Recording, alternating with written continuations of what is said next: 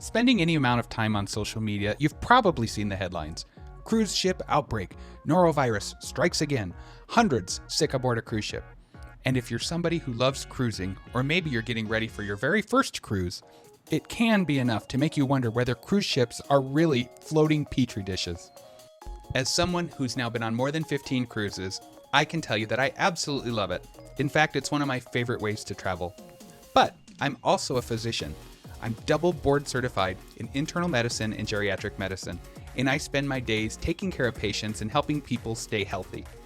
Many of my patients travel frequently, and over the years I've had countless conversations with people before they leave on vacation. Now, before we go much further, I want to make something clear. This video is not intended to provide personal medical advice. Everybody's health situation is different, their medications are different, their risk factors are different. So if you have questions about your specific health conditions or medicines, I would absolutely encourage you to discuss those concerns with your own healthcare professional. But what I do want to do today is simply share some evidence-based principles, some common sense strategies, and some things that have personally worked for me. The goal of this video is not to scare anybody, quite the opposite. I don't want people to be afraid of cruising. I think cruising is incredibly safe. I don't think cruise ships are dirty. I don't think they're floating petri dishes. And I certainly don't think people should live in fear of germs. We live in a world full of bacteria and viruses. And fortunately, most of us have pretty remarkable immune systems. But I also believe that there are some simple things that we can do to stack the odds in our favor. Nothing guarantees that you'll never get sick, but if a few easy habits can help keep you healthy and enjoying sunsets instead of spending your vacation hugging the toilet, well, I think they're worth talking about. Now, I should probably tell you something that may surprise some people. After more than 15 cruises, I've never become sick during a cruise or immediately afterwards. Now, maybe that's just luck, and trust me, I know luck plays a role. But I'd also like to think that some of the things I'm doing and I'm going to share with you have made a difference. And perhaps the biggest thing I've learned is this: staying healthy on a cruise doesn't start when you walk on board. In many ways, it starts months before you ever step foot on the ship. And perhaps the most important thing you can do isn't something glamorous. It's not some miracle supplement. It isn't a magic vitamin. And it certainly isn't something sold on late night television. It's simply taking good care of yourself. Because when we travel, we're exposing ourselves to thousands of people from all over the country and often all over the world. Airports, airplanes, cruise terminals, elevators, restaurants, excursions. And while many of these people do just fine, the reality is that exposure to viruses and bacteria is simply part of travel. So if you're going to spend thousands of dollars and months planning a vacation, I think it makes sense to give your body the best opportunity to stay healthy. And one of the first things I like to talk to patients about is vaccinations. Now, I'm not here to argue with anybody or tell people what they have to do. I'm simply sharing what the science tells us and what I discuss with my own patients and my own family. Vaccines are one of the most studied medical interventions in human history. And the overwhelming body of evidence shows that while vaccines aren't perfect, they are incredibly effective at reducing severe illness, hospitalization, and death. Notice, I didn't say they prevent every infection.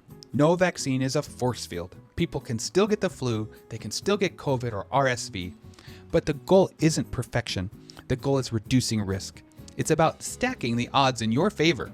Because when you've invested your time, money, and excitement in a vacation, I think most people would agree that avoiding serious illness is worth considering. The most common types of vaccines that people can get to lower their risk of getting sick on a cruise or when traveling internationally would be to consider the influenza vaccine as well as the COVID boosters, and if you're old enough or have specific health risks, the RSV vaccine. Depending on your age and health conditions, there may be other vaccines worth discussing with your doctor. Pneumonia vaccines, shingles vaccines, tetanus boosters. These aren't specifically cruise vaccines, of course. They're simply part of maintaining good health, and maintaining good health doesn't stop just because we're going on vacation. Honestly, vaccines aren't the only thing I think about, because some of the sickest I've ever been happened during periods when I wasn't taking care of myself. And this brings me back to my residency training. During training, there were stretches when I was working 80 hours a week, long days, long nights, sometimes 6 days a week. It felt like I was constantly moving, constantly behind, constantly tired. I would tell myself, just make it to vacation, just make it to your days off, let's just get through this month. And almost without fail, something interesting would happen. I'd finally get a day off, I'd finally relax, I'd finally let my body exhale, and within a day or two, boom, I'd get sick, a cold, a respiratory infection, just feeling completely run down. And over the years, I've heard countless people tell me they've experienced the exact same thing. They spend weeks or months working themselves into the ground, trying to get everything done, working extra hours, not sleeping, living on caffeine, and then the moment finally comes to slow down and their body crashes. Now that's not necessarily because relaxation causes illness, but chronic stress and inadequate sleep absolutely have measurable effects on immune function. What vitamins should I take? Vitamin C, zinc, elderberry, emergency, immune gummies? And honestly, people are sometimes surprised by the answer. Because for the average healthy person, there really isn't strong evidence that these supplements prevent any sort of respiratory infections. Now, if someone has a true vitamin deficiency, correcting that deficiency absolutely matters. But taking large amounts of vitamins when your body already has enough doesn't necessarily provide extra benefit. I always say jokingly, but with a little truth behind it, sometimes we're just making really expensive urine. Now, if you're taking supplements and that makes you happy and they're safe and they don't interact with your medications, I certainly don't lose any sleep over it. But if I had to choose where to spend my money, I'd invest in sleep, I'd invest in exercise, I'd get my vaccines, I'd invest in eating well, because those are the things that have far stronger evidence behind them than any miracle supplement. Unless you live near port, your vacation probably begins in an airport, and airports bring together thousands of people from all over the country and often all over the world. While that's super exciting and there's a lot of excitement that goes into traveling, this means exposure to viruses as part of that travel. One thing many people don't realize is that most respiratory viruses don't make you sick immediately. Influenza, COVID, RSV, and even the common cold generally take several days before symptoms appear. So it's entirely possible to catch something during your travels and not begin to feel sick until you're already on board. And that's one reason I pay attention to these travel days. So let's get on the boat already. If you ask me where one of the most important moments of the cruise actually happens, it's not the airport, it's not the cruise terminal, it's those first 5 minutes after I walk into my cabin. Because before I unpack a single thing, before I go onto the balcony, before I head to the Windjammer for lunch, there is something I do every single cruise. And yes, my husband thinks I'm slightly crazy. I spend about 5 minutes taking matters into my own hands. I wipe down the TV remote, the phone, the light switches, the door handles, the bathroom door, faucet handles, countertops, and yes, the toilet, especially the toilet. Because if someone happened to have a GI illness during the previous sailing, the bathroom is probably where I'd expect the highest concentration of germs to be. Again, not fear, not paranoia, it's 5 minutes, and honestly, those 5 minutes buy me a lot of peace of mind. Use your own bathroom whenever possible. One of the luxuries of cruising is that you have a private restroom just a few decks away. Public restrooms on cruise ships are used thousands of times during the course of a sailing. So, if I'm near my cabin, I'll often just go back and use my own bathroom. Again, not because I'm afraid, it's just simply one more easy way to reduce exposure to illnesses like norovirus. I know this sounds gross, but if you've been in public restrooms, you've definitely seen it. And gentlemen, I'm mostly talking to you. You see somebody walk into the bathroom, do their business, open the door, and stroll right out. No soap, no water, nothing. And every time I see that happen, a little piece of me just dies inside. Now, I always carry hand sanitizer. In fact, you'll probably find a little bottle in my pocket throughout the cruise. But soap and water are even better, especially when it comes to viruses like norovirus. Norovirus is a remarkably hardy virus, and alcohol-based hand sanitizers don't always completely eliminate it. That's one reason you'll often see crew members encourage people to wash their hands before entering the Windjammer. They're not trying to ruin your vacation, they're just trying to keep everybody healthy. One topic that people don't often talk about enough is getting some good sleep while on board. Now, I'm not saying don't go have fun, quite the opposite. Stay up late, go to the shows, spend time in the casino, enjoy yourself. But remember, the cruise director is not handing out medals for surviving on 4 hours of sleep every night. Sleep plays an important role in immune function, and vacations are supposed to restore you, not completely exhaust you. Despite everything we've talked about so far, there's one topic that always seems to dominate the headlines whenever cruising comes up. Norovirus. It seems like every year there's another story about a cruise ship outbreak. And if you listen to some people, you'd think cruise ships are nothing more than floating petri dishes. But the reality is much more interesting, and honestly, the data might surprise you.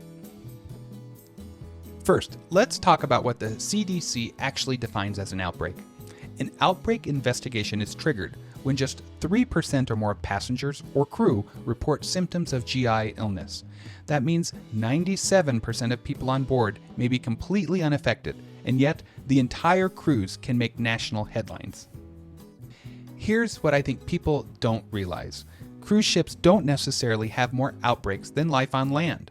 They're just much more transparent.